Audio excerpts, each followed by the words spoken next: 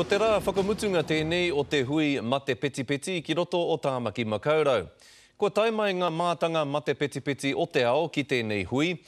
Hei tā te nuinga kei roto i tēnā me tēnā o tātou katoa, te kaha ki te kaupare i te ngau a tēnei mate.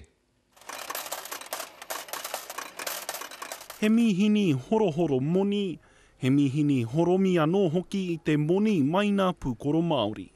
And I'm telling you, as we all probably know, that we've all got aunties and we've all got uncles that are trapped in that gambling cycle, and it's hurting our whānau. Koinei tā te mānai o hāpai te haora e whakapau kaha ana ki te whakatika ki te hui whakarauika i te huna āwhina i te mate peti peti o te ao.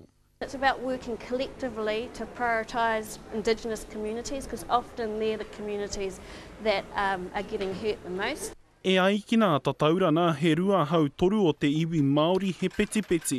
Ko te mate hei tā e nei mātana peti peti, ko nā mihini kei te whakatūhia ki nā hapori Māori. You don't see poker machines in Remuera, but boy, you can see them in South Auckland, which is where Māori and Pacifica are living. Ko tā rāua kei roto te whakautu i te whakatauki o te hui nei, ara mā te kōrero, ka mōhio, ka mārama, ka mātau, ka ora. It's around making sure that people stand up, people make gambling-free maraes, just like smoke-free maraes. It's about sharing that message and making us comfortable talking about it and not whakamā about talking about it. Ko tāna anō hei te mutuna o te rā, kei tēnā ona ake kawena ki te whakamutu i tēnei āhuatana.